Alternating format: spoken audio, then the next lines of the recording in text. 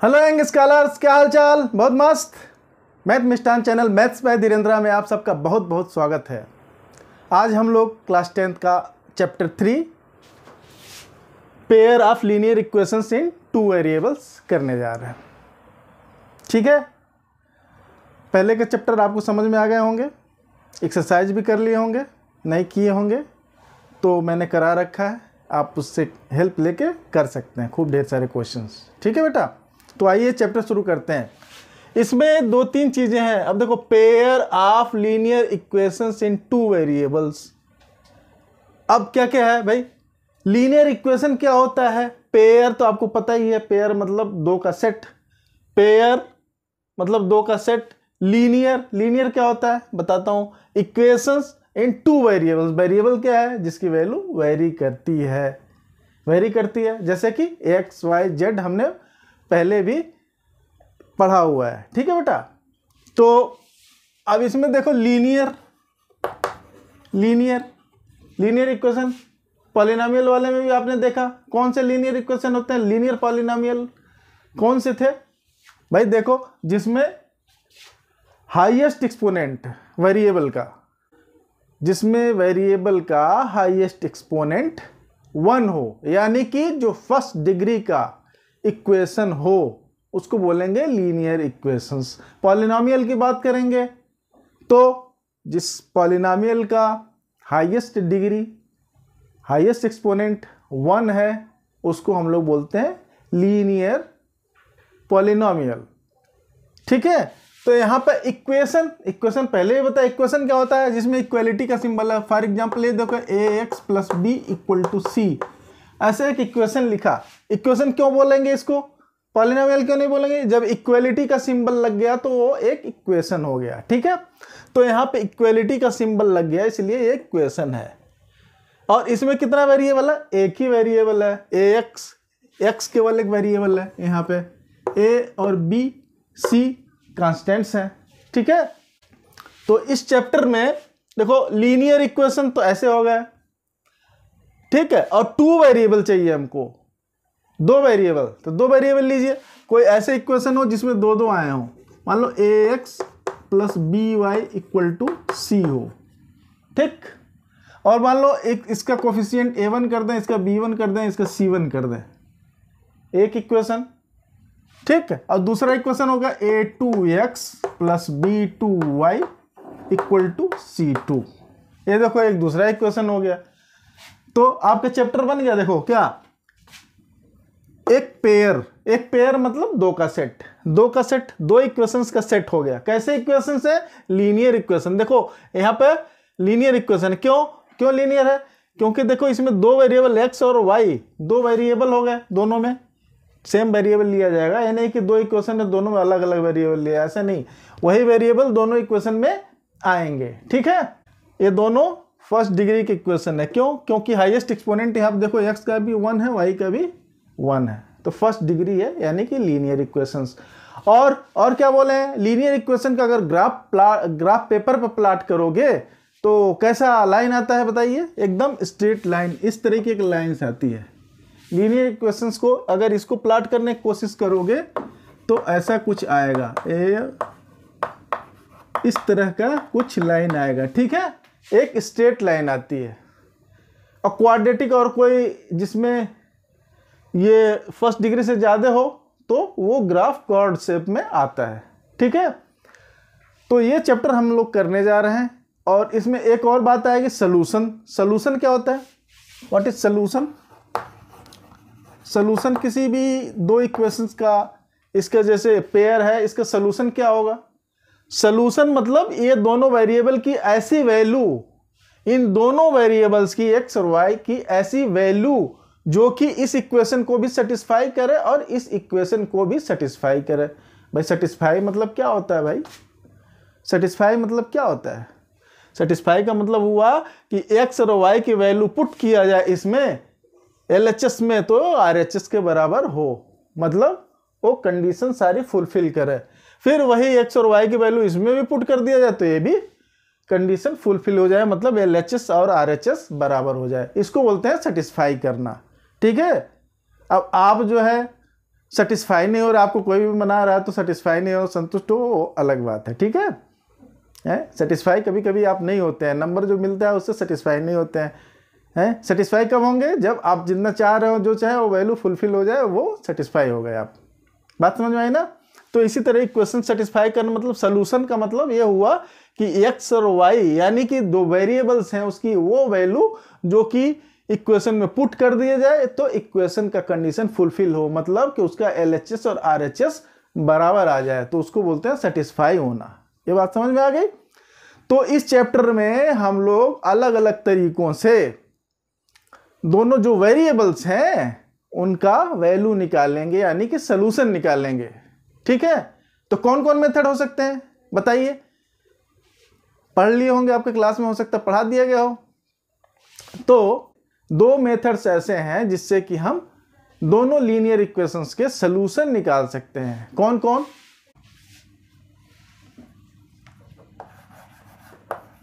Methods of finding solutions.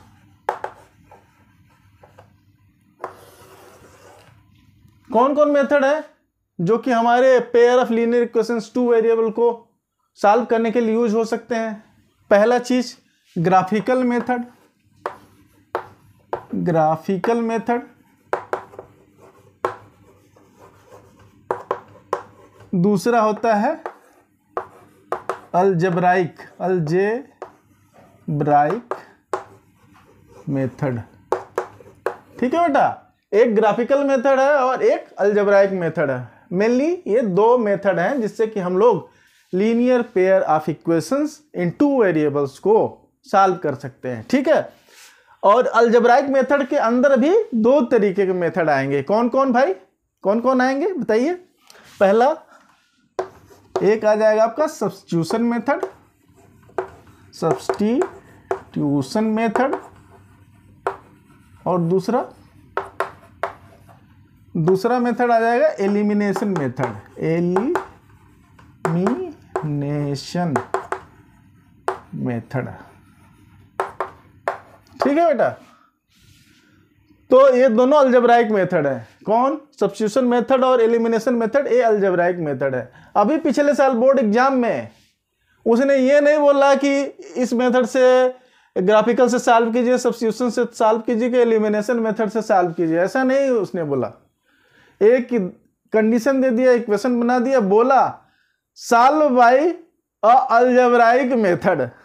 अब आप algebraic method का नाम नहीं सुने, खाली आप तीन तरीके पढ़ के चले गए, graphical method, substitution method, elimination method, और आपने ध्यान ही नहीं दिया कि इसी को अलजेब्राइक मेथड कहते हैं।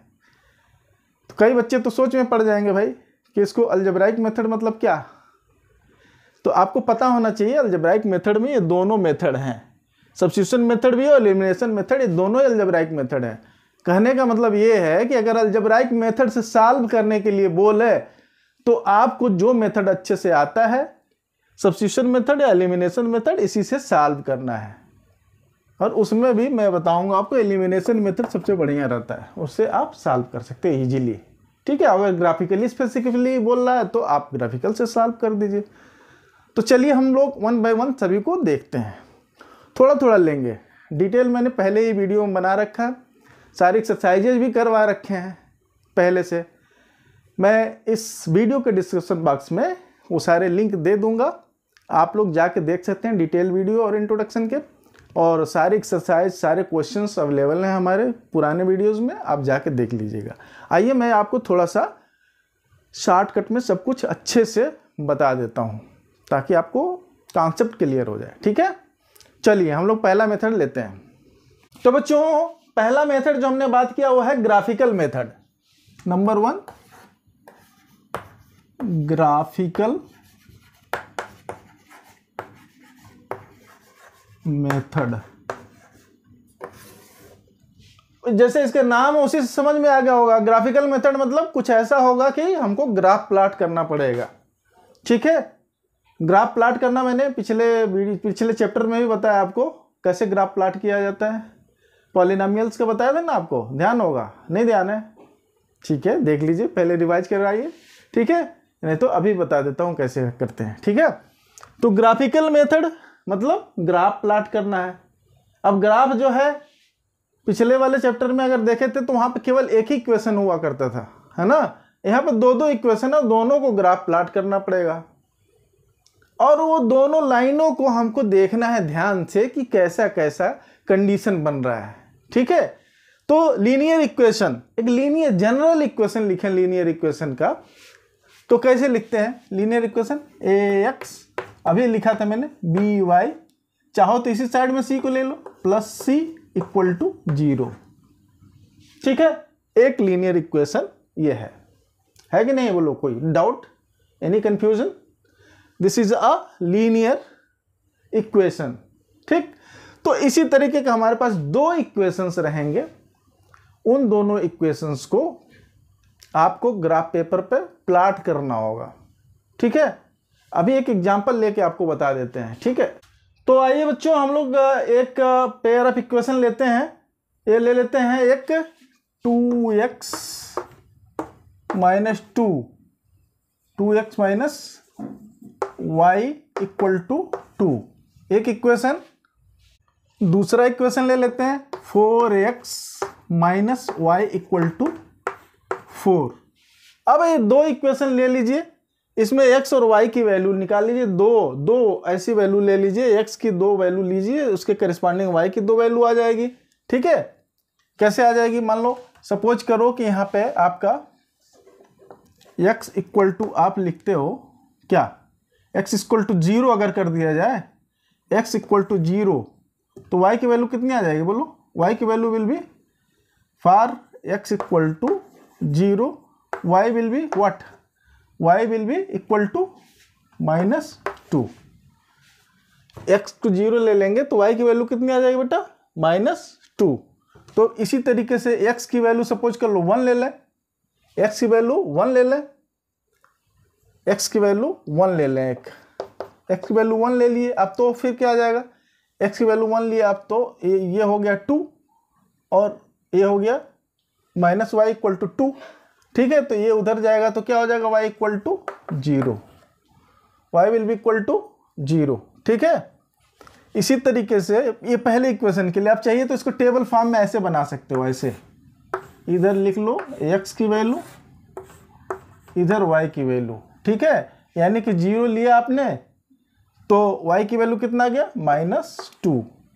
और फिर इसी तरीके से x की वैल्यू 1 लिया तो y की वैल्यू कितना आ जाएगा?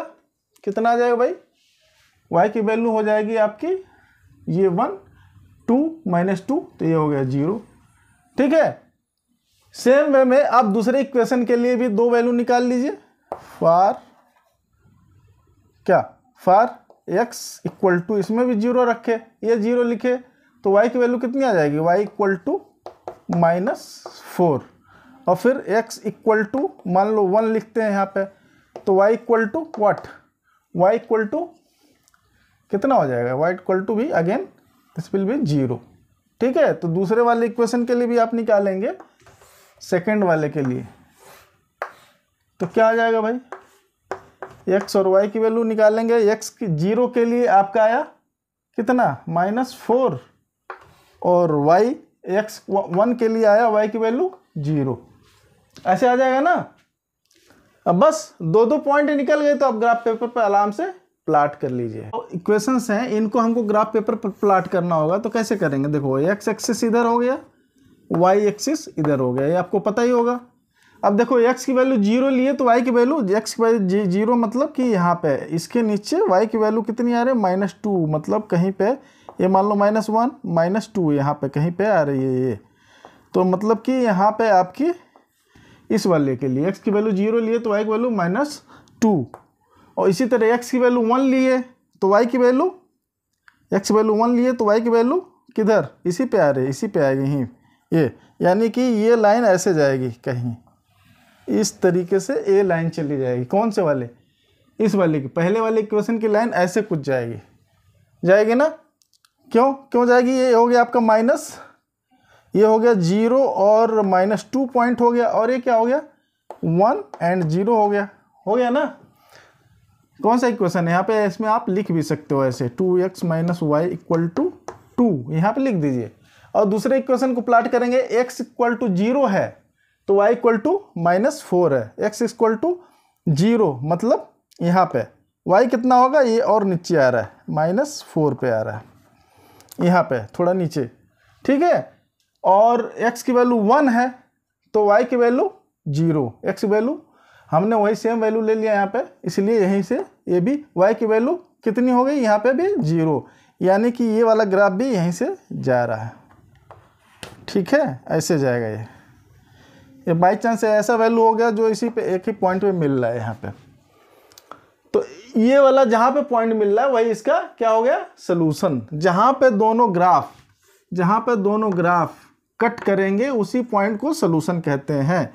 तो इस क्वेश्चन में, इस पर्टिकुलर क्वेश्चन में दोनों के दोनों यहाँ पे ऐसे जगह पे कट कर रहे हैं जहाँ पे y की वैल्यू 0 हो रही है, x की वैल्यू 1 है, ठीक है। तो सलूशन क्या हो गया उसका, 1 और 0, मतलब कि x = 1 and y = 0, this is your solution, यानी कि आंसर। अब ये वैल्यू दोनों आप किसी एक इक्वेशन में रख के देखोगे तो सेटिस्फाई होना चाहिए। सेटिस्फाई मतलब LHS RHS बराबर होना चाहिए। अब यहाँ पे x = 2 लिखो, y = 0, तो देखो LHS RHS बराबर होता है कि नहीं। यहाँ पे देखो x = 1 लिख दिए, ठीक है, और y = 0, तो ये हो गया 2। और फिर इसी तरीके से इसमें भी आप लिखोगे x = 1 y = 0, तो क्या हो जाएगा 4, ठीक है, तो सेटिस्फाई हो गया, ठीक। तो इस तरीके से ग्राफिकल मेथड से सलूशन किया जा सकता है, ठीक है। तो इसमें अब क्या होता है कि ग्राफ प्लॉट करोगे तो 3 तरह का सिचुएशन बनेगा। कैसा कैसा सिचुएशन बनेगा दोनों लाइनों का, वो देखते हैं। पहला सिचुएशन क्या होगा कि ये दोनों ग्राफ कट करें एक जगह पे, कहीं पे भी एक जगह पे ऐसे कट करें। पहला इस तरह से एक पॉइंट पे, ठीक है, तो इसमें क्या मिलेगा, यूनिक सलूशन मिलेगा, यूनिक सलूशन, ठीक है। यूनिक सलूशन, कितना सलूशन, 1, यूनिक 1 सलूशन, एक सलूशन आएगा, ठीक है। दूसरा कंडीशन क्या हो सकता है, दूसरा कंडीशन ये है कि दोनों लाइनें कहीं कट ही नहीं हो रही हैं, ये जा रही इधर से तो इधर इसके पैरेलल दूसरी वाली चली जा रही है, ऐसे 2 पैरेलल लाइनें आ रही हैं, ग्राफ खींच रहे हैं। तो इस तरह के कंडीशन में कोई भी सलूशन नहीं होगा और इसको बोलते हैं इनकंसिस्टेंट। जिसमें भी सलूशन मिल जाता है उसको बोलते हैं कंसिस्टेंट। क्या होगा, consistent pair of linear equations, consistent pair of linear equations, ठीक है। और जिसमें दोनों लाइनें पैरेलल हो या मतलब कहीं पे भी नहीं कट हो रही हैं तो वो क्या हो गया, inconsistent pair of linear equations. और इसमें क्या होगा, नो सलूशन, कोई सलूशन ही नहीं आएगा, नो सलूशन, यानी कि inconsistent pair of linear equations. ये कंडीशन नंबर 2, ठीक है। और कंडीशन नंबर 3 क्या हो गया भाई, कंडीशन नंबर 3, मान लो एक लाइन ऐसी है, ठीक है, और दूसरी लाइन इसी की ओवरलैपिंग चली जाती है। या तो इससे छोटी हो सकती है कि यहीं से यहीं तक आ जाए, या फिर ऐसा हो कि इससे बड़ी लेकिन उसी लाइन पे चलती चली जाए, ठीक है। ग्राफ खींचोगे तो दोनों ऐसे ही लाइन आ जा रहे हैं, एक के ऊपर दूसरी। इसको क्या बोलते हैं, ये भी कंसिस्टेंट है, इसमें कंसिस्टेंट है, डिपेंडेंट है, मतलब एक दूसरे के ऊपर डिपेंडेंट हो गई, और कंसिस्टेंट पेयर भी है। और सोल्यूशन कितने हो गए, इनफाइनाइट सोल्यूशन। क्यों, क्योंकि हर एक पॉइंट के लिए सोल्यूशन बनेगा। एक्स की कोई भी वैल्यू निकालोगे तो उसके करस्पॉन्डिंग एक वाई की वैल्यू आएगी ही आएगी। यहाँ पे एक्स की वैल्यू निकालो, एक वाई की वैल्यू आएगी। यहाँ पे एक एक्स की वैल्यू लो, वाई की वैल्यू आएगी। यहाँ पे एक एक्स वैल्यू लो, वाई की वैल्यू आएगी। मतलब हर एक पॉइंट पे सोल्यूशन बनेगा। इसीलिए ये तीसरा कंडीशन, ये वाला फर्स्ट कंडीशन, ये सेकंड कंडीशन, और थर्ड कंडीशन में हो गया इनफाइनाइट सोल्यूशन, इनफाइनाइट सोल्यूशन। तो सोल्यूशन मिल गया तो कंसिस्टेंट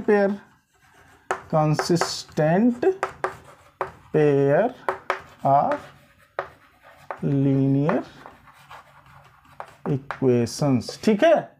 इसी को बोलते हैं dependent dependent pair of linear equations, ऐसा भी बोलते हैं। ठीक है, तो इस तरीके से क्वेश्चन पूछे जा सकते हैं भाई। दोनों कट नहीं हो रहे हैं, या तो दो इक्वेशन दे दिए जाएंगे, ठीक है, उसमें देख के बता दीजिए कि लाइन कट हो रही है कि नहीं कट हो रही, तो इसमें एक सोल्यूशन, इसमें कोई भी सोल्यूशन है। इस तरीके कंडीशन हो तो इनफाइनाइट सोल्यूशन। ठीक है, तो तीन सिचुएशन बनते हैं। ये तीन सिचुएशन हमेशा बनेगा, मतलब कि ऐसा नहीं कि खाली ग्राफिकल के लिए बात लागू होगी, वो आपको अलजेब्राइक मेथड, सब्स्टिट्यूशन मेथड और एलिमिनेशन मेथड में भी ये तीन कंडीशन बनेंगे। वो कैसे बनेंगे वो भी हम लोग देखते हैं। इसमें देखो, अगर इन तीनों सिचुएशंस में इक्वेशंस का कंडीशन देखें, जो इक्वेशंस है, जो लीनियर पेयर ऑफ इक्वेशंस है, मान लो हमारा एक इक्वेशन ये है ऐसे, कौन सा, a1x plus b1y equal plus c1 equal to 0 एक है। ठीक है, दूसरा equation a2x plus b2y plus c2 equal to 0 है। ठीक है, इस तरह के दोनों इक्वेशंस हैं। तो ग्राफ प्लॉट करने में क्या एक कंडीशन, इसको इक्वेशन देख के ही पता चल जाएगा कि वो कैसा ग्राफ आएगा, कैसा ग्राफ किस शेप का आएगा। तो मतलब हमको इक्वेशन से ही हिंट लग जाएगा कि वो कंसिस्टेंट होंगे कि नहीं होंगे। तो कैसे देखते हैं, उसके कुछ कंडीशन है, आपके बुक में भी दिया हो टेबुलर फॉर्म में, उसको जरूर से याद कर लीजिएगा। वो एग्जाम में पूछा जाता है, टेबल नहीं पूछा जाएगा, वो कंडीशन वैसा दे देगा, दो इक्वेशन दे देगा। एक्सरसाइज में भी क्वेश्चन है, दो इक्वेशन ऐसे होंगे जो उस चीज को फुलफिल करेंगे, तो उस तरीके का सिचुएशन बनेगा। ठीक है, तो देखो मान लो इस तरीके की दो कंडीशन है, जिसमें कोफिशिएंट x का कोफिशिएंट a1 है, y कोफिशिएंट b1 है और c1 एक कोफिशिएंट कांस्टेंट टर्म है, a2x b2y और c2 है। इस तरह का दो लीनियर पेयर, यानी एक पेयर मतलब दो लीनियर इक्वेशंस हैं।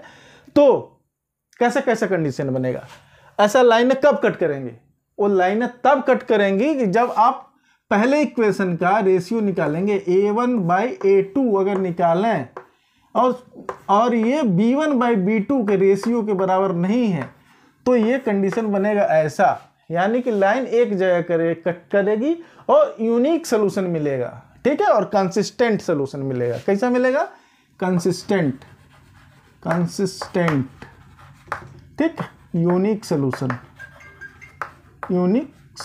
कंसिस्टेंट और यूनिक सोल्यूशन। ठीक है, इसका मतलब आप समझ में आया कि नहीं, आपको समझ में आया कि नहीं। a1/a2 इक्वल टू b1/b2, इसका मतलब क्या होता है। फॉर एग्जांपल मैं ऐसे लिख ले रहा हूँ बेटा, चलो देख लो, 2x plus 3y equal to मान लो 7, फॉर एग्जांपल ऐसे लिख दिया। दूसरा लिखा मैंने, यहाँ कुछ भी लिख दिया, 4x plus 5y equal to 9। अब इसमें देखो इसका रेशियो a1/a2 मतलब 2/4, इसका निकाले, फिर इधर देखो 3/5 निकाले, b1/b2। अब ये देखो दोनों इक्वल नहीं है ना, देख सकते हो ना, यहाँ पे दोनों इक्वल नहीं है। इसका मतलब कि ये वाला कंडीशन होल्ड कर रहा है। सपोज कर लो कि हम ऐसा कुछ रहता कि इसका रेशियो निकालते और इसका निकालते और ये दोनों बराबर हो जाते और इधर नहीं होता, या फिर कुछ ऐसा होता कि ये भी और ये भी तीनों रेशियो इक्वल हो जाते, तो अलग कंडीशन बन जाता। तो यही हमारे तीन कंडीशंस बनेंगे। ठीक है, तो फर्स्ट कंडीशन में ही ये x का कोफिशिएंट का रेशियो y का कोफिशिएंट का रेशियो निकाले और दोनों इक्वल नहीं है, रेशियो इक्वल नहीं है, तो फिर वो कंसिस्टेंट इक्वेशन बनेगा, consistent pair of linear equation बनेगा और यूनिक सोल्यूशन आएगा। मतलब एक सोल्यूशन आएगा, x और y की एक वैल्यू आएगी जो दोनों इक्वेशन को सेटिस्फाई करेगी। ठीक है, बात समझ में आ रही है ना, बात समझ में आ रही है तो लाइक कर दीजिए इसको, मुझे भी लाइक कर दीजिए और मेरे वीडियो को भी लाइक कर दीजिए। ठीक है, और चैनल पर नए हैं सब्सक्राइब कीजिए जरूर, वीडियो को दोस्तों को शेयर कीजिए। ठीक है, तो ये दोनों जनरल इक्वेशंस हैं। तो सेकंड कंडीशन क्या बनेगी, सेकंड कंडीशन जब ये पैरेलल लाइनें कब बनती हैं, पैरेलल लाइनें तब बनेंगी जब a1/a2 को रेशियो निकालिए और ये बन जाता है b1/b2, लेकिन ये this should not be equal to c1/c2। मतलब जो इक्वेशन के ये दोनों कोफिशिएंट फर्स्ट x और y के हैं, वो दोनों तो आपस में रेशियो बराबर होंगे, बट थर्ड वाले के बराबर वो नहीं होंगे। तो ऐसे कंडीशंस में इनकंसिस्टेंट बनेगा, कोई सोल्यूशन, नो सोल्यूशन आएगा, नो सोल्यूशन, यानी कि क्या, inconsistent pair of linear equations. बात समझ आए? This is your second condition इसका। ठीक, थर्ड कंडीशन डिपेंडेंट। डिपेंडेंट मतलब क्या हो गया भाई, इसका रेशियो, इसका रेशियो, इसका रेशियो सब बराबर है। मतलब what, a1/a2 equal to b1/b2 equal to c1/c2। सारे रेशियो इसका निकालिए, इसका निकालिए और इसका निकालिए, ये तो सब का सब बराबर आएंगे। तो इसमें क्या होता भाई, इस कंडीशन में इनफाइनाइट सॉल्यूशन, और इसको बोलते हैं हम लोग consistent pair of linear equations, और इसी को भी बोल देंगे dependent pair of linear equations. ठीक है, बात समझ में आई ना? तो ये 3 कंडीशन है बेटा, इसको आपको पक्का याद रखना है, भूलना बिल्कुल भी नहीं है, क्योंकि एग्जाम में ये आता है। ओके, चलें आगे बढ़े। एक क्वेश्चन ले लें, एक क्वेश्चन ले लेते हैं, आपको और अच्छे से क्लियर हो जाएगा, इक्वेशन बनाने भी आ जाएगा और क्लियरिटी भी आ जाएगी। ठीक है, चलिए एक क्वेश्चन लेते हैं। तो बच्चों, आपको समझने के लिए एक क्वेश्चन लेते हैं। ये आपकी बुक का एक क्वेश्चन, एनसीईआरटी का। इसमें क्या बोल रहा है देखिए, 5 pencils and 7 pens together cost ₹50, whereas 7 pencils and 5 pens together cost ₹46. Find the cost of 1 pencil and that of 1 pen. तो आप पहले से अलजेब्रा में एज्यूम करना, लेट करना जानते हैं ना पक्का? कैसे? चलिए हम लोग सोल्यूशन लिखते हैं इसके, देखते हैं कैसे निकालेंगे। ये सोल्यूशन मतलब वैल्यू नहीं है, ये हम सॉल्व कर रहे हैं उसको लिख रहे हैं। ठीक है, तो हम बोलते हैं let cost of 1 pencil equal to x और cost of 1 pen equal to y। ठीक है, अब देखो कंडीशन जो बिल्कुल ध्यान से पढ़िए, कंडीशन बिल्कुल ध्यान से पढ़िए, जैसे जैसे बता रहा है। कभी कभी क्या होता है ना, बोलता है इतना लेस अगर जोड़ दिया जाए तो इससे लेस हो गया, तो ध्यान से पढ़ना, किसमें जोड़ेंगे, नहीं तो उल्टा हो जाएगा। वो ध्यान से नहीं पढ़ेंगे तो जिसमें पता चला जिसमें जोड़ना नहीं है उसी में जोड़ दिए और ज़्यादा चेंज हो गया वैल्यू। ठीक है, ऐसा नहीं करना, ध्यान से पढ़ना। देखो 5 पेंसिल एंड 7 पेंसिल टुगेदर, एक पेंसिल का 5, अगर एक पेंसिल का कास्ट x रुपये है तो 5 पेंसिल का कास्ट कितना होगा भैया? एक चिप्स पैकेट का दाम 5 रुपया है। ठीक है, तो 4 चिप्स पैकेट का दाम कितना होगा? मल्टीप्लाई करते हैं ना, 4 5 20। आप लोग सारे सामान खरीदते हैं, अब तो बड़े क्लास में जा रहे हैं। ठीक है, तो एक पेंसिल का कास्ट हमने x माना, तो 5 पेंसिल का कास्ट कितना होगा भाई? 5 पेंसिल का कास्ट हो जाएगा कितना? 5x होगा कि नहीं होगा? बोलो, कोई डाउट? इसी तरीके से एक पेन का कास्ट y है, तो 7 पेन का कास्ट कितना होगा? 7y होगा ना पक्का? Equal to 50। ये आपका बन गया एक इक्वेशन। ठीक है, दूसरा बता रहा फिर, whereas 7 पेंसिल, एक पेंसिल का कास्ट x, तो 7 पेंसिल का कास्ट कितना? 7x। 7 पेंसिल का कास्ट 7x प्लस 5 पेंस का कास्ट 5y इक्वल टू, ये हो गया 46, ये हो गया 2। ठीक है, अब बस यही 2 इक्वेशन है, इसको ग्राफ बना के सॉल्व कर दीजिए और फटाफट ग्राफिकल मेथड से निकाल दीजिए। आगे अगर अलजेब्राइक मेथड से करना तो उसे भी कर सकते हैं। ठीक है, तो सबसे पहले आपको पूछता है कई बार एग्जाम में, बताइए इसका सोल्यूशन निकलेगा कि नहीं, कंसिस्टेंट होगा कि इनकंसिस्टेंट होगा, बताओ।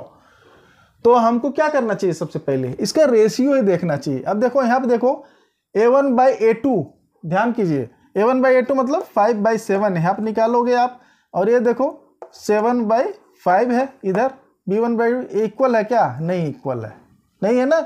और थर्ड क्या है? थर्ड में 50/46 मान लो लिखते हो, ये भी इन सबों के बराबर है क्या? नहीं है ना, नहीं है। तो तीनों ही बराबर नहीं है। जब यहीं पे बराबर नहीं होगा तो इसको हमको देखने की वैसे भी जरूरत नहीं है, हमको यहीं से पता चल गया कि यस यूनिक सोल्यूशन निकलेगा। क्या निकलेगा? यूनिक सोल्यूशन, यानी कि कंसिस्टेंट है और एक ही वैल्यू आएगी x और y को। तो निकाल लो भाई साहब, हाँ तो मजा आ जाएगा। आप अलजेब्राइक मेथड से निकाल लो, खट से निकालोगे अभी फटाक से, सब्स्टिट्यूशन मेथड से निकाल लो या एलिमिनेशन मेथड से अभी बताता हूँ, ठीक है, उससे कर लो, नहीं तो ग्राफिकल से भी कर लो। अगर एग्जाम में बोले ग्राफिकल करो तो भाई ग्राफिकल ही करना पड़ेगा, मजबूरी है ना। तो कैसे ग्राफ खींचेंगे अभी तो बताया, फिर बताऊँ, चलो थोड़ा सा हिंट दे देता हूँ। इन दोनों को ग्राफ खींचने के लिए आप कोई भी वैल्यू लीजिए, एक्स की कोई वैल्यू, आपको कन्वीनियंट वैल्यू दिख जाए तो वही लीजिए, ठीक है। एक्स में हमने एक्स की वैल्यू इस वाले इक्वेशन के लिए पहले 0 ले लिया। अगर 0 ले लेंगे तो क्या होगा, ये वाला टर्म 0 हो गया, ये 0 हो गया, तो 7y = 50, ठीक है। तो y = 50/7, y = क्या हो जाएगा 50/7, तो 7 7 जा 49 और 1 बचा यहाँ पे, तो 1 टाइम में जाएगा तो अप्रॉक्सीमेटली 7.1 आएगा यहाँ पे, ठीक है। इसी तरीके के x की वैल्यू अगर 10 ले लीजिए, 10 5 जा 50 और इस साइड में ले जाएंगे तो 50 में से 50 निकलेगा, 0 हो जाएगा, यानी कि y = what 0। एक इसके लिए आपके 2 पॉइंट मिल गए, तो इसका दोनों लाइन खींच लेंगे आप। और इससे इसका भी इसी तरीके से 2 वैल्यू ले लीजिए। मान लो x की वैल्यू 0 आपने ले लिया, तो y की वैल्यू क्या हो जाएगा 46/5, क्या हो जाएगा 46/5, ठीक है। तो 5 से डिवाइड करेंगे तो 5 9 जा 45 और 6 + 5 और 1 और यहाँ पे आपका 0 आ गया, 5 2 जा 10, तो यानी कि 9.2 आ गया, ठीक है। x की वैल्यू 0 लेंगे तो 9.2। इसी तरह y की वैल्यू ले लीजिए, y की वैल्यू मान लो x की वैल्यू 2 ले ले आप लोग, सपोज करो, तो 7 2 जा 14, तो 46 में से ये उस साइड में जाएगा 14 माइनस हो गया, कितना बचा भाई 6 में से 4 गया 2, 4 में से 1 निकल गया 3 32, और ये 5 नीचे जाएगा 32/5, तो 5 6 जा 30 और 5 4 जा 20, यानी कि 6.4 आ जाएगा। तो इस तरीके से कोई भी ये वैल्यू, आपको कोई जरूरी नहीं मैंने जो लिखा वही वैल्यू लेनी है, आप कोई भी 2 वैल्यू ले लीजिए, एनी 2 वैल्यू एक्स की, उसके करस्पॉन्डिंग वाई की वैल्यू निकाल लीजिए, उसको ग्राफ पेपर पे खींच लीजिए, ठीक है। तो कैसे ग्राफ आएगा, इसका ग्राफ खींचेंगे कैसे आएगा, देखो पहले वाले का, अगर x की वैल्यू 0 है तो y की वैल्यू 7.1 मान लो कहीं पे यहाँ पे आएगा 7.1, ठीक है। यहाँ 7 होगा, इसके 0.1 इधर कहीं पे आएगा। x की वैल्यू 0 के लिए y की वैल्यू 7.1, x की वैल्यू 10, x की वैल्यू 10 मतलब कहीं इधर पॉजिटिव साइड में 10 आ जाएगा, ठीक है। 10 ले लो, y की वैल्यू 0 मतलब यहीं पे हमारी पॉइंट आ रही है, तो इसको अगर मिलाओगे दोनों को तो इस तरीके से लाइन आपकी जाएगी, ठीक है बेटा। इसी तरीके से दूसरे वालों को x की वैल्यू 0 पर लोगे तो y की वैल्यू 9.2 है पॉजिटिव साइड में, y की वैल्यू 9.2 मतलब इसके ऊपर कहीं जाएगी, यहाँ पर मान लो 9.2 आएगा, यहाँ पर मान लो 9.2 है। ग्राफ पेपर पे आप खींचिएगा अच्छे से तब आएगा आंसर प्रॉपर, मैं बस समझाने के लिए आपको बता रहा हूँ, ठीक है। तो 0 लीजिए तो 9.2 आ गया। इसी तरह x की वैल्यू 2 लेंगे आप तो 6.4 आएगा, 6.4 मतलब सपोज करो कहीं यहाँ पे x की वैल्यू 2 आपने लिया तो ये 6.4 आया। x की वैल्यू अगर आपने 2 लिया मतलब यहाँ पे x और y = 6.4, यहाँ पे कहीं पे वो पॉइंट बना, कहाँ बना ये देखो 2 और इधर 6.4 और एक पॉइंट यहाँ पे 0 और 9.2, तो इसको दोनों को कैसे मिला के खींचेंगे, 2 कहाँ पे है, 2 इतना कहीं नज़दीक में आएगा बेटा, 2 इधर कहीं नज़दीक में होगा, 2 and 6.4, 2 and 6.4 इधर कहीं होगा, मान लो यहाँ पे कहीं पॉइंट हुआ, ठीक है। तो आपका ग्राफ कैसे जाएगा, ये यहाँ से लेके इस दोनों पॉइंट्स होते हुए ऐसे चला जाएगा, ठीक है। जहाँ पर कट हुआ ये पॉइंट, यही आपका सोल्यूशन है, यही आपका सोल्यूशन है। इसका कोऑर्डिनेट आपको देख लेना है, यही आपका सोल्यूशन है। यहाँ पे देखोगे इधर से जो निकालोगे इससे, ये देखो यहाँ से जो लाइन गई होगी ये वाली लाइन रीड कर लो, या फिर यहाँ से ये वाली लाइन रीड कर लोगे तो x की वैल्यू निकली, और यहाँ से यहाँ तक की जो वैल्यू आएगी मतलब यहाँ से पढ़ लो ये 0 से लेकर वहाँ तक, तो ये आपकी y की वैल्यू निकली, ठीक है। तो इसको आप निकालोगे सॉल्व करके अच्छे से, तो कितना आंसर आएगा, यहाँ पे आएगा ये आएगा 3 and 5, मतलब ये 3 इधर आएगा और 5 इधर आएगा, यानी कि 5 पॉइंट इधर कहीं ऊपर y पे कटेगा और 3 पॉइंट इधर पे कटेगा। इसका मतलब क्या हो जाएगा 3 and 5, आंसर आया x = 3 y = 5। तो हमने क्या माना था, cost of one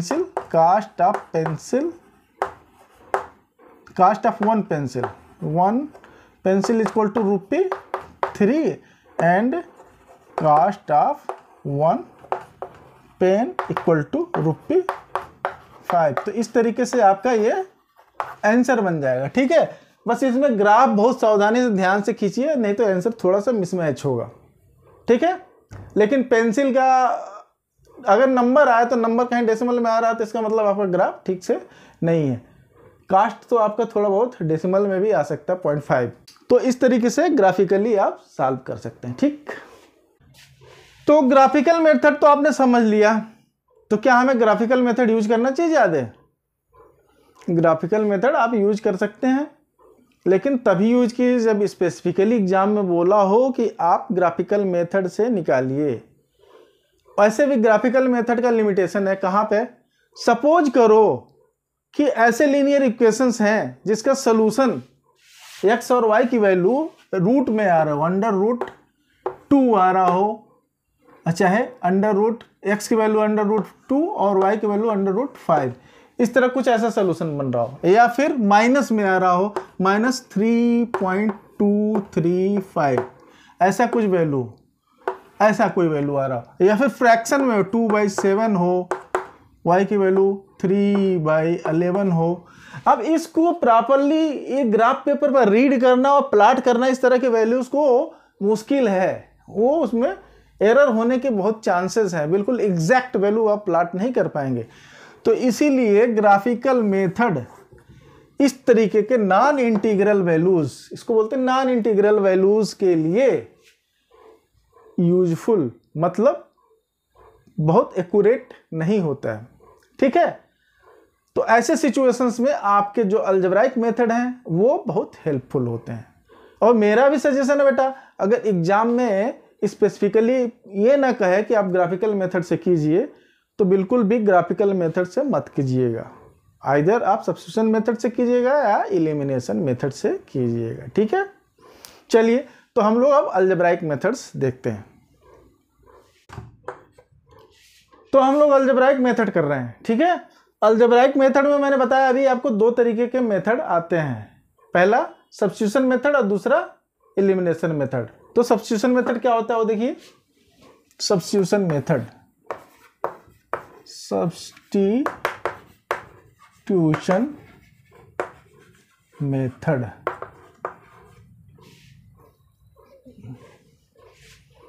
substitution method नाम है ये सब्स्टिट्यूट करना, वैल्यू को सब्स्टिट्यूट करना, मतलब दो इक्वेशंस हैं उसमें से एक इक्वेशन से एक वेरिएबल को दूसरे वेरिएबल के फॉर्म में कर दीजिए और वो वैल्यू ले जाके दूसरे इक्वेशन में पुट कर दीजिए, तो क्या हो जाएगा, एक वेरिएबल का आंसर निकल जाएगा, फिर वो वेरिएबल की वैल्यू दूसरे में किसी इक्वेशन में पुट करो फिर वाला निकल जाएगा। ऐसा आप लोग किए हुए हैं, बचपन में किए हैं, लेकिन वो नहीं जानते होंगे इसको ऐसे नाम से आगे आएगा।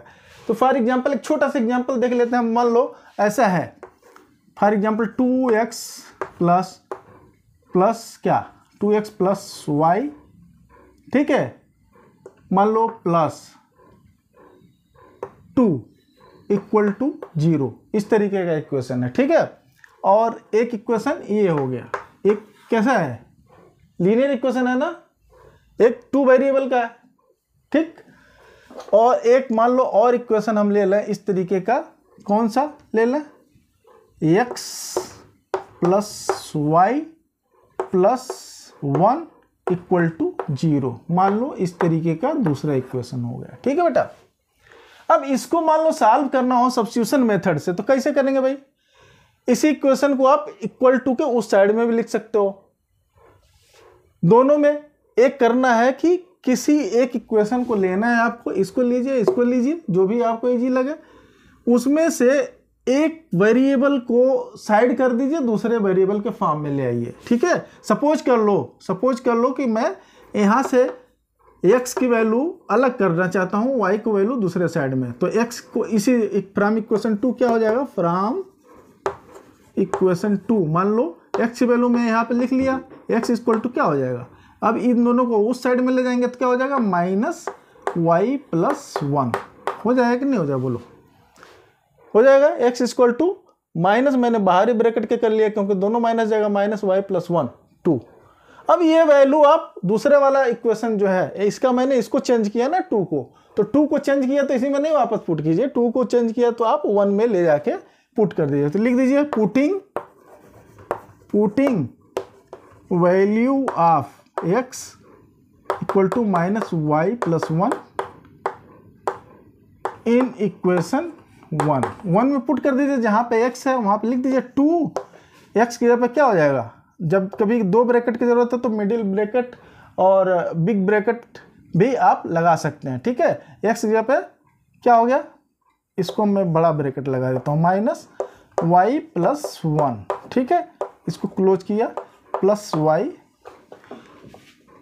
+ 2 = 0। अब देखो खाली y रह गया है यहाँ पे, इसको थोड़ा वो करो, सिंप्लीफाई करोगे तो क्या हो जाएगा, -2y। मैं एक साथ ही इसको भी और इसको भी कर ले रहा हूँ, ठीक है। -2y और -2 हो जाएगा ना। चाहो तो 2 स्टेप में आप कर सकते हो, +y + 2 = 0। बोलो कुछ गलत नहीं ना। अब देखो इसमें खाली एक ही वेरिएबल है, एक इक्वेशन है, तो आप निकाल नहीं लोगे क्या, निकाल लोगे ना। तो अब देखो ये 2 से 2 कट गया और यहाँ पे क्या बता, -2y + y, -2y + y, तो क्या हो गया, -y = 0। तो y = 0, आंसर क्या आ गया, y = 0, ठीक है। तो अब ये 0 आ गया, आप किसी भी इक्वेशन में y की वैल्यू पुट कर लो, वहाँ पे निकाल लो, ठीक है। इसी वैल्यू को ऐसे निकालो और पुटिंग किसी भी एक में कर लोगे तो x की वैल्यू भी निकल जाएगी ना। तो x और y जो दोनों वैल्यू निकल जाएगी वो हो गया एक सोल्यूशन, ठीक है। बस समझने के लिए बताया, 1 नंबर स्टोरी का ले लेते हैं, इसी में सॉल्व कर लेते हैं। इस मेथड से आपको समझ में भी आ जाएगा और एक आपका क्वेश्चन भी हो जाएगा, ठीक है। चलिए हम लोग एक क्वेश्चन ले लेते हैं। तो एक क्वेश्चन दिया बेटा, देखिए एनसीईआरटी का ये है, the coach of a cricket team buys 7 bats and 6 balls for ₹3,800. Later, she buys 3 bats and 5 balls for ₹1,750. Find the cost of each bat and each ball. तो इसमें भी लेट कर लीजिए, 2 इक्वेशन बनाइए पहले। कैसे, let cost of each bat equal to what, x, and cost of each ball equal to y, ठीक है। तो पहला कंडीशन क्या हो जाएगा, the coach of cricket team buy 7 bat. 7 bat का, एक बैट का कास्ट x है, तो 7 बैट का कास्ट कितना हो जाएगा, 7x, प्लस एक बॉल का कास्ट y है, 6 बॉल का कितना हो जाएगा, 6y इक्वल टू, इसको जोड़ेंगे 3800 इतना आ रहा है। तो this will be your equation number 1। बात समझ में आई। दूसरा फिर क्या हो गया, फिर बोल रहा सी बाइज 3 बैट्स एंड 5 बॉल मोर। अब 3 बैट फिर ले लिया उसने, 3 बैट का फिर कास्ट वही होगा 3x प्लस 5 बॉल्स का कास्ट हो गया 5y। अब इस टाइम पे जोड़ा इसने तो इसका हो गया 1750 रुपीज। ये क्वेश्चन नंबर 2 हो गया, ओके। अब इसी दोनों में से सॉल्व करना भाई, किसी भी एक इक्वेशन को लीजिए, उसको y के x के फॉर्म में लीजिए और दूसरे वाले में पुट कर लीजिए, ठीक है। क्या होगा देखो, इसको फ्रॉम इक्वेशन मैं 2 को ले लूं या 1 को ले लूं, कोई भी एक ले लीजिए फ्रॉम इक्वेशन 1 से ले लीजिए आप। 1 से मैं क्या करता हूं, x को लेता हूं y के फॉर्म में, ठीक है। तो 7x will be equal to, ए चला जाएगा उधर, कितना हो जाएगा 3800 माइनस 6y, और ये 7 इधर करोगे तो बेटा तो कितना आ जाएगा, इधर 7 ऐसे आ जाएगा, आएगा ना। अगर आप एलिमिनेशन मेथड और सब्स्टिट्यूशन मेथड में कंपेयर करें तो एलिमिनेशन मेथड जो है मच इजियर है, ठीक है। तो अगर बोले ना तो बेटर है कि आप एलिमिनेशन मेथड से कर लीजिए, ठीक है। तो यहाँ से x की वैल्यू निकल गई, आपको y के फॉर्म में आ गई। इसी वैल्यू को आप इक्वेशन नंबर 2 में पुट कर दीजिए, putting this value of x in equation number 2। इसको चाहे तो आप अगर सॉल्व हो जाए तो हम थोड़ा सॉल्व कर लीजिए, तो ताकि वहाँ पर नहीं सॉल्व करना पड़ेगा, अंदर इक्वेशन के अंदर कटेगा क्या।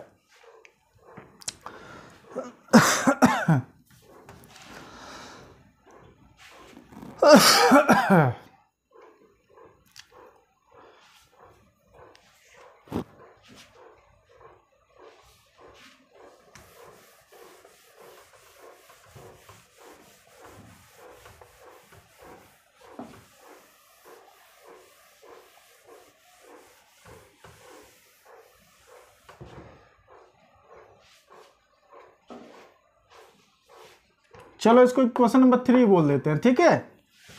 Putting value of x from 3 to 2, पहले वाले को चेंज किया था 2 में, आप पुट कर लीजिए, मतलब इस वाले इक्वेशन में। तो 3 और x के जगह पे कितना हो जाएगा आपका, यही वैल्यू लिख दीजिए 3800 माइनस 6y डिवाइडेड बाय 7, ये x की वैल्यू हो गई, plus 5y is equal to 1750। ठीक है बेटा, तो इसको सॉल्व करेंगे तो कैसे कर लेंगे, ये 3800 माइनस 6y और इसको इसमें कर लीजिए प्लस 7 5 जा 35y और ये 7 उस साइड में जाएगा। आप स्टेप बाय स्टेप कर सकते हैं बेटा, 7 से मल्टीप्लाई हो जाएगा उधर जाके, क्या हो जाएगा 700 7 5 जा 35 को 5 कैरी और 3 7 7 जा 49 और 3 49 3 कितना हो गया 352 52 का 2 और 5 कैरी और हो गया 7 1 जा 7 जा 5 12। ठीक है, अब इसको थोड़ा और सिंप्लीफाई करेंगे। अब इसमें भी इसको मल्टीप्लाई कर दीजिए, क्या हो जाएगा 3 8 जा 24 3 3 जा 9 और 2 11 और ये 00 3 6 जा 18 y plus 35y equal to 12250 हुआ ना। अब आप समझ गए हो क्यों सब्स्टिट्यूशन मेथड बढ़िया नहीं है, क्योंकि इसमें आपको बहुत वैल्यू इधर से उधर पुट करनी पड़ती है, कैलकुलेशन ज़्यादा आता है।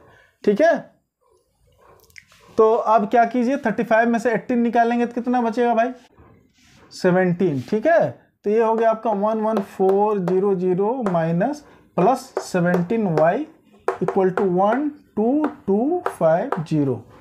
ठीक है, अब इसको उस साइड में ले जाइए 17y इक्वल टू 12250 माइनस 11400।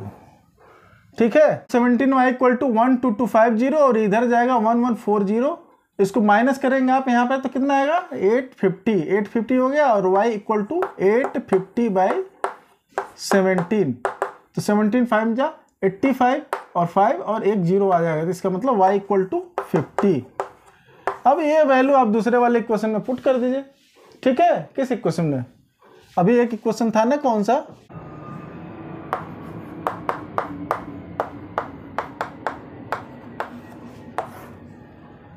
ये वाला वैल्यू एक इक्वेशन था ना आपका सेकंड वाला, मेरे जगह की वजह से मैंने मिटा दिया है यहाँ पे। तो y की वैल्यू वहां पर पुट करेंगे, y इक्वल टू 50 कर लीजिए, तो 3x ये वैल्यू पुट कीजिए यहाँ पे, तो क्या हो जाएगा 3x प्लस वाई के जगह पे 50 5 इंटू 50 इक्वल टू 1750। ठीक है, तो ये क्या हो जाएगा 3x प्लस 5 5 जा 25, तो 250 हो गया 1750 और देखो 3x इक्वल टू क्या हो जाएगा 1750 माइनस 250 निकाल दिया तो कितना बचा भाई, कितना बचा, ये 0 70 में 2 गया कितना 15, 70 में 2 निकल गया, कितना बचा भाई 15। ठीक है, तो x equal to 1500 divided by 3, तो 3 5 जा 15 और 00, तो x इक्वल टू 500 आ गया ना। तो ये हमने बैट का प्राइस कास्ट माना था, ये बॉल का माना था ना। तो cost of bat equal to 500 rupees और cost of ball equal to ₹50। This is your answer. तो इस तरीके से आप निकाल लेंगे, एकदम निकाल लेंगे, कोई दिक्कत ही नहीं है। एक इक्वेशन को अरेंज कीजिए एक वेरिएबल जो है उसके फॉर्म में, और उसी को दूसरे वाले इक्वेशन में पुट कर दीजिए और वहां से सॉल्व कर लीजिए, तो एक वेरिएबल की वैल्यू आ जाएगी। जब एक वेरिएबल की वैल्यू निकल आएगी तो किसी भी इक्वेशन में पुट कर दो, उसको दूसरी वेरिएबल भी आ जाएगी। तो this is your substitution method. क्यों? क्योंकि इसमें सब्स्टिट्यूट की जा रही वैल्यूज को। ठीक है, कोई दिक्कत नहीं है, बिल्कुल समझ गए होंगे आप। मैंने एक्सरसाइज कराया हुआ सारा, आप जाके मेरे वीडियोस को देख लीजिए, ठीक है। मैं इस वीडियो के डिस्क्रिप्शन बॉक्स में उसका लिंक दे रहा हूँ। इसमें कभी कभी ऐसा होता है कि आपको स्टेटमेंट मिलता है जिसमें कोई भी वेरिएबल नहीं होते हैं, या फिर दो इक्वेशन ऐसे होंगे जब सॉल्व करते जाएंगे तो कुछ ऐसा वैल्यू नहीं निकल के आएगा कि x और y की वैल्यू निकल के आएगा। फाइनली काटते पिटते जाएंगे तो किस तरह का आंसर आ जाता है, ऐसा 17 = 17, ऐसा इस टाइप का कई बार आंसर आता है, ठीक है। या फिर ऐसा आ जाएगा 3 = 3, ठीक है। और कभी कभी ऐसा भी आ जाएगा, कैसा 3 = 0। ये दो तरह का सिचुएशन बन रहा है, ये दो तरह का सिचुएशन बन रहा है, ठीक है। तो जब सिचुएशन ऐसा बने कि वो ट्रू वाला हो, जब कोई वैल्यू नहीं आ रही है, specific x y value variable बचता ही नहीं है, सब कट पिट के खत्म हो जाता है, और क्या होता है कि वो इस तरीके के कंडीशन ट्रू वाला बनता है। मतलब 3 = 3 तो सही बात है, बिल्कुल उसमें तो कोई कंफ्यूजन की बात नहीं है। 3 = 3 तो हमारा करेक्ट बात है, 17 करेक्ट बात है। तो जब इस तरह का सिचुएशन बनता है तो उसमें क्या हो जाता है, वो आपका समझिए जो इक्वेशन आपने देखा था ना थर्ड इनफाइनाइट सोल्यूशन वाला, जिसमें ओवरलैपिंग वाला डिपेंडेंट, वो सिचुएशन बनता है, ठीक है। तो इस केस में हो जाएगा इनफाइनाइट सोल्यूशन, किसमें, जब ट्रू होगा तो इनफाइनाइट सोल्यूशन। कैसा, कितने सोल्यूशन होंगे इस पे, इनफाइनाइट सोल्यूशन होगा। तो इस तरह क्वेश्चन हो, जब करते जाएंगे ऐसा सिचुएशन बन जाए तो उसमें इनफाइनाइट सोल्यूशन होते हैं। या फिर घुमा के एग्जाम में कैसे भी ट्विस्ट करके इस तरीके की बात बोले तो इनफाइनाइट सोल्यूशन होगा, ठीक है। और कभी ऐसा जब करते जाएंगे और वो फॉल्स वाला सिचुएशन बनेगा, 3 = 0 कैसे हो सकता है, नहीं हो सकता है ना, ये फॉल्स है, ये फॉल्स है। तो जब फॉल्स वाला सिचुएशन होगा तो इसको क्या बोलेंगे, इनकंसिस्टेंट पेयर ऑफ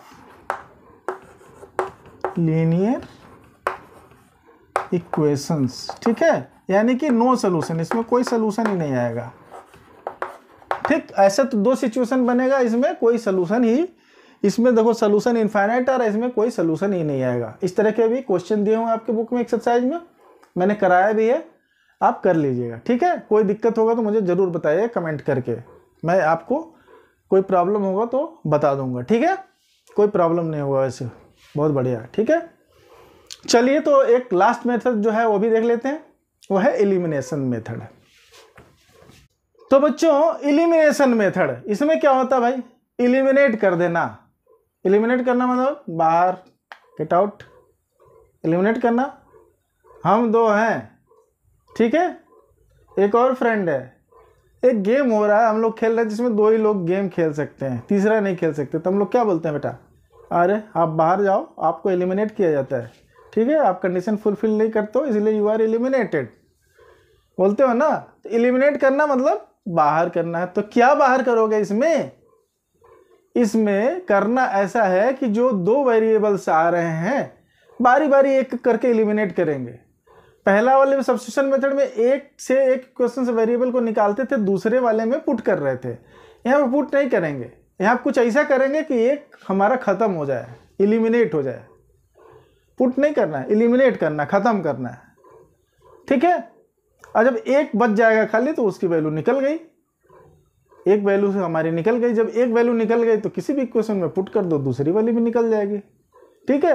ये भी मेथड आप लोग करते आए हैं पहले से, लेकिन एलिमिनेशन मेथड नाम से एग्जाम में आएगा, क्वेश्चन आएगा यहाँ पे लीनियर पेयर की क्वेश्चन करके आएगा, वो आप नहीं सोचे होंगे। तो ठीक है, तो आपको पता है कैसे किया जाता है।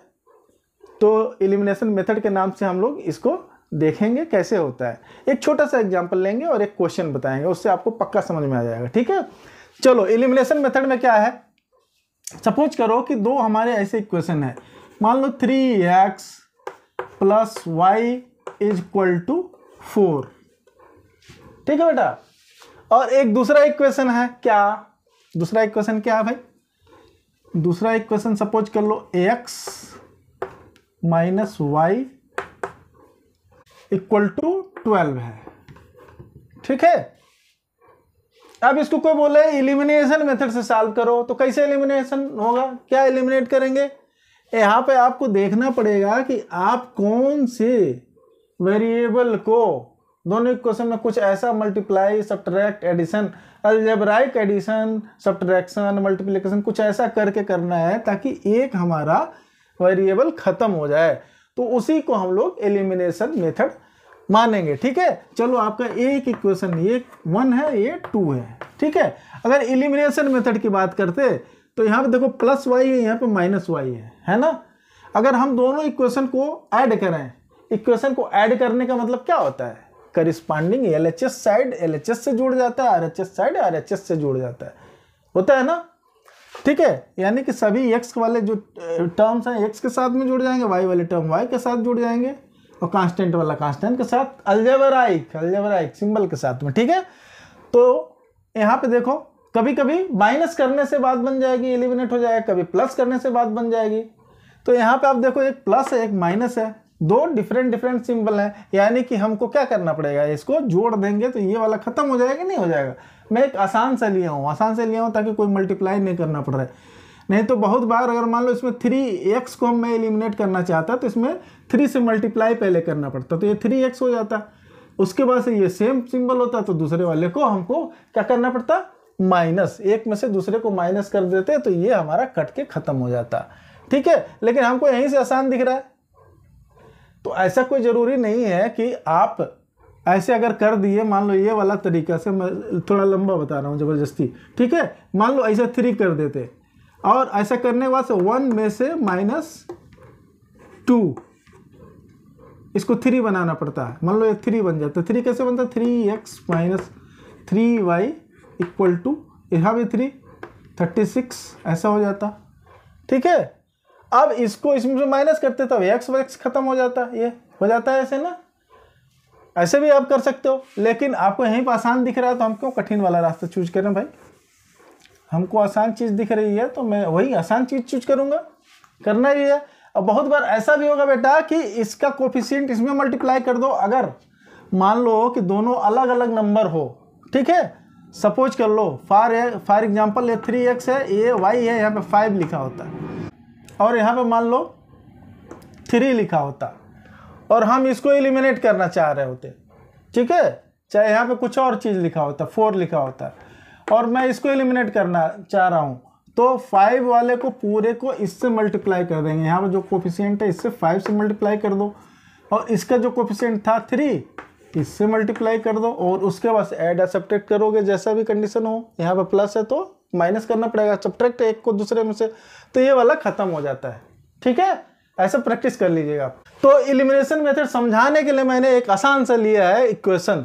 ठीक है, करने के लिए आप इस तरीके से जैसा भी सिचुएशन हो वैसा कर सकते हैं। तो हमने क्या लिया हुआ था भाई, दूसरा इक्वेशन, तो मैंने एक क्वेश्चन लिया हुआ था दोनों। अब इसमें देखो सिंपल तरीका क्या, आपको सीधा सीधा यहाँ से दिख रहा है, एलिमिनेट हो जाएगा। तो क्या करेंगे, ऐड कर लीजिए 1 + 2, तो क्या हो जाएगा, ऐड होते जाएंगे। ये 3x और +1 से ऐड हो जाएगा तो कितना, मैं सीधा सीधा लिख लेता रहा हूँ। तो 3x + x कितना हो जाएगा, 4x, और ये y और -y खत्म हो गया, इधर बढ़ गया, कितना बोला, 4 + 12 16, तो x = 4 आ गया एक वैल्यू x की। अब इसी वैल्यू को किसी एक इक्वेशन में पुट कर दो, पुटिंग x = 4 इन इक्वेशन 2, तो x की जगह 4 लिख दिए, -y = 12, तो क्या हो जाएगा भाई, y को उस साइड में x को इस साइड में, तो 4 - 12 = y होगा ना। तो क्या हो जाएगा, y = -8, y = -8। ठीक, अब यही दोनों सोल्यूशन हो गए, x = 4 एंड y = -8। ये दोनों इक्वेशन को सेटिस्फाई करेगा, दिस इज योर आंसर। ठीक है, लेकिन इसमें जो अभी तक ले 3 कंडीशन पढ़े हैं इसमें भी होल्ड करेगा, यानी कि जो ये कोफिशिएंट का रेशियो, ये वाला जो बात आपने पढ़ा है ना पहले, अगर a1/a2 is not equal to b1/b2 तो ये यूनिक सोल्यूशन। अगर a1/a2 = b1/b2, ठीक है, but not equal to c1/c2, तो इसमें कोई सोल्यूशन ही नहीं आएगा। तीसरा कंडीशन है तीनों बराबर हो जाए, a1/a2 = b1/b2 = c1/c2, तो ये वाली बात भी लगेगी यहाँ पे। और जो अभी मैंने जस्ट थोड़ी देर पहले बताया जो कंडीशन आपको दिया हो और सॉल्व करेंगे तो ट्रू वाला आ जाए, ऐसा वाला 3 = 3, तो इसमें भी वो बात लगेगी आपकी, वो क्या होगा इनफाइनाइट सोल्यूशन। और 3 = 0 कोई ऐसा फॉल्स सिचुएशन आ रहा तो मतलब कोई सोल्यूशन नहीं होगा। तो बस यही था एलिमिनेशन मेथड। इसमें आप आराम से, बस मेन इसमें प्रॉब्लम है आपको समझना ये है कि इक्वेशन कैसे बनाते हैं। तो इक्वेशन, लीनियर इक्वेशन अलग अलग कंडीशन जो दिए हों, स्टेटमेंट दिए हों, उसके हिसाब से आपको बनाने पक्का आना चाहिए, ठीक है। एज वाले कुछ क्वेश्चंस होते हैं, नंबर वाले होते हैं, ठीक। एज वाले मतलब पापा का उम्र इतना है बेटे से, 5 साल बाद उतना हो गया, ठीक है। ऐसे भी क्वेश्चन दिए हैं एक्सरसाइज में, जिसका मैंने सोल्यूशन किया हुआ आप देखिए, ठीक है। एक मैं अभी लेता हूँ, बस बाकी आप कीजिएगा। तो इस तरीके से आप कोई भी सवाल कर सकते हैं अगर आपको स्टेटमेंट बनाने आता हो और बेसिक रूल पता है तो। चलिए एक क्वेश्चन और देखते हैं, ख़त्म करेंगे। बढ़िया समझ में आ रहा है आपको ना, अच्छे से समझ में आ रहा तो वीडियो को लाइक ज़रूर कर दीजिएगा, चैनल पर नया चैनल को सब्सक्राइब कीजिए और दोस्तों को शेयर कीजिएगा, ठीक है। तो बेटा क्वेश्चन देखिए, एनसीईआरटी का है क्वेश्चन, आपकी बुक का है, ठीक है। इसमें बोल रहा है the sum of the digits of a 2-digit number is 9, also 9 times this number is twice the number obtained by reversing the order of digits, find the numbers। तो कभी भी स्टेटमेंट आता तो बहुत ध्यान से पढ़िए, 1-2 बार पढ़िए, उसको आराम से समझिए, और जब इक्वेट करते हैं बोलता है इतना टाइम्स उतना टाइम्स, तब और भी ज़्यादा ध्यान से पढ़ना है, ठीक है। अब देखो 2 नंबर का डिजिट है, नंबर का डिजिट मतलब समझते हैं, आप समझ रहे हो कैसे। मान लो 23 एक नंबर है, ठीक है। इसको आपको याद है ना, एक्सपेंडेड फॉर्म की जरूरत पड़ती है, नंबर वाले क्वेश्चन में एक्सपेंडेड फॉर्म की जरूरत पड़ती है। इसको क्या बोलता हूँ, वंस डिजिट। ये क्या बोलती है, वंस डिजिट। ये क्या है, टेंस, ठीक है। तो 23 को अगर एक्सपेंडेड फॉर्म में लिखते हैं तो क्या होता है, 2 × 10 + 3। लिखते हो क्या, ऐसे नहीं बोलो, लिखते हो ना आप। तो जो 2 और 3 है, सपोज कर लो कि यहाँ पे x रहता, यहाँ पे y रहता, यहाँ पे x रहता है, यहाँ पे y रहता, तो एक्सपेंडेड फॉर्म में कैसे लिखते हैं। एक्सपेंडेड फॉर्म में x y को अगर हमारा नंबर होता है तो कैसे लिखते हैं, बोलो। एक्सपेंडेड फॉर्म में x y को कैसे लिखते भाई, x × 10 लिखते कि नहीं, +y, ऐसे लिखते आप। देखो इससे कंपेयर करके ये बात समझ में आ गई तो आप नंबर वाले क्वेश्चन आराम से कर सकते हैं। नहीं समझोगे तो जल्दी नहीं होगा, कंफ्यूज होगे। 2 चीज़ें होती हैं, एक तो बोलेगा डिजिट का सम, डिजिट का सम मतलब 2 + 3, 2 + 3 = ये डिजिट का सम हो गया, और ठीक है। और नंबर बोलेगा तो नंबर मतलब 20 + 3। अब इसका 2 टाइम्स 3 टाइम बोलेगा तो ऐसे करना है। ये बात क्लियर, क्लियर है ना बात, ये बात क्लियर है तो बस ये सवाल हो जाएगा आराम से। चलिए देखें कैसे करें। तो इसमें बोल दो, चलो let the digits are x and y। चाहे इसमें बोल भी सकते हो कि let the unit digit is y and tens digit is x, ऐसे बोल सकते हो आप, ठीक है।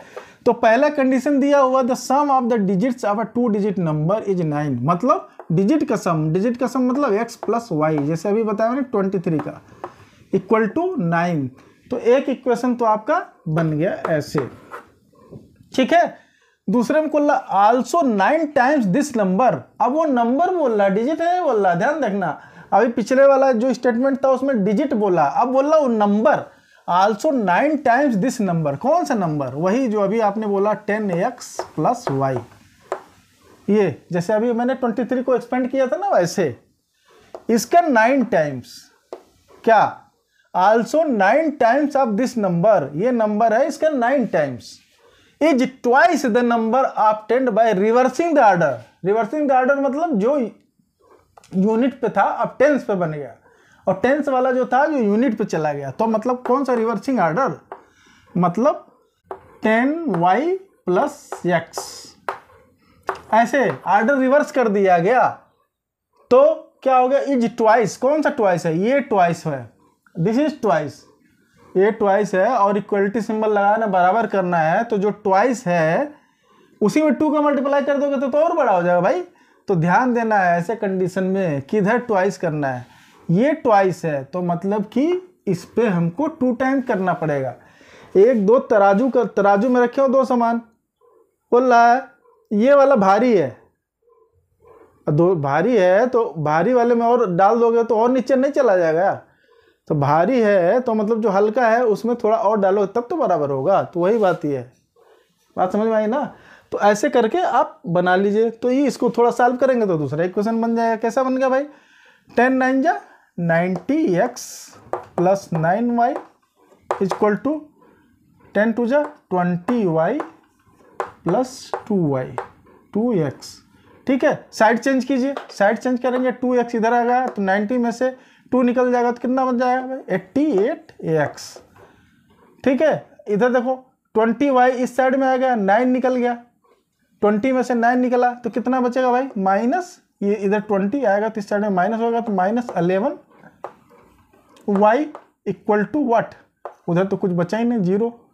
ठीक है, अब 11 से सब में डिवाइड कर देंगे, सब में डिवाइड कर देंगे तो 11 8 जा 88 8x माइनस 1y मतलब y खाली लिखेंगे हम इक्वल टू 0। तो this will be your equation number 2। कौन कौन इक्वेशन बन गया, एक इक्वेशन बन गया x plus y equal to 9।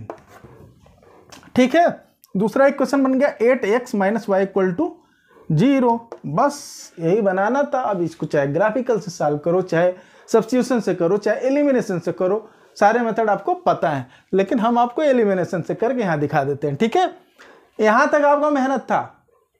और उसमें कभी कभी ये बोल देगा आप देखो कि सोल्यूशन पॉसिबल है कि नहीं, तो आप रेशियो ये जो कोफिशिएंट है, कोफिशिएंट का रेशियो कंपेयर करके देख लीजिएगा। ठीक है, यहाँ पर आप देखो सोल्यूशन पॉसिबल है कि नहीं, 1/8 not equal to this b1/b2, तो सीधे सीधे बात हो गई कि सोल्यूशन पॉसिबल है। ठीक है, मतलब consistent pair of linear equation है यहाँ पे, है ना, नहीं है ठीक। तो मैं दोनों इक्वेशन को खाली लिख देता हूँ, बाकी मिटा करके इसको सॉल्व करते हैं। ठीक है, तो ये दोनों इक्वेशन बने अभी, तो अब इसको सॉल्व कर लो यार। अब तो सीधे आप देख रहे हैं प्लस वाई है माइनस वाई है, फटाक से क्या करेंगे ऐड कर दो 1 को 2 से, तो ये खत्म हो जाएगा, x बच जाएगा यहाँ पे खाली। देखिए कितना मजेदार आसान सवाल बन गया। 1 + 2 कर दिए, 1 + 2 मतलब इक्वेशन 1 + 2। ठीक है, इक्वेशन 1 + 2, तो ये क्या होगा x प्लस 8x हो जाएगा 9x, और यहाँ पे y और y खत्म हो गया 0। आप चाहिए तो एक लाइन लिख के दिखा दीजिए। ठीक है, इक्वल टू ये हो गया 0 9 9 + 0 9, तो x इक्वल टू 9/9 मतलब 1। ठीक, यहाँ देखो एलिमिनेट किया y को। अब putting x equal to 1 in equation कौन से, किसी वाले इक्वेशन में कर दो, 1 में कर दो, 1 में कर दो। ठीक है, 1 में कर दोगे तो क्या हो जाएगा, x की जगह पर 1 प्लस y इक्वल टू 9 हुआ ना, तो y equal to what, y equal to 9 - 1 equal to 8, तो y इक्वल टू 8। तो नंबर इज x की जगह पे 1, y की जगह पे यहाँ पे 18 नहीं 8, y की जगह पे 8, number 18। This is your answer. ठीक है, समझ में आया ना मजे से। फिर मैं बता दे रहा हूं आपको, एनसीईआरटी बुक के इस एक्सरसाइज के सारे क्वेश्चन मैंने विद स्टेप्स सॉल्व किए हैं आपके लिए। उस वीडियो का लिंक इस वीडियो के डिस्क्रिप्शन बॉक्स में दिया जा रहा है, आप आराम से कर लीजिए। उम्मीद करता हूं कि आपको आज का चैप्टर बिल्कुल समझ में आ गया होगा, कॉन्सेप्ट अच्छे से क्लियर हो गए होंगे। तो खूब सारे क्वेश्चन कीजिए, प्रैक्टिस कीजिए। मिलते हैं अगले वीडियो में अगले चैप्टर के साथ, नए चैप्टर के साथ, कुछ और क्वेश्चंस के साथ। ठीक है, तब तक हेल्दी रहिए, फिट रहिए और पढ़ते रहिए, धमाल मचाने के लिए तैयार रहिए। Okay, bye.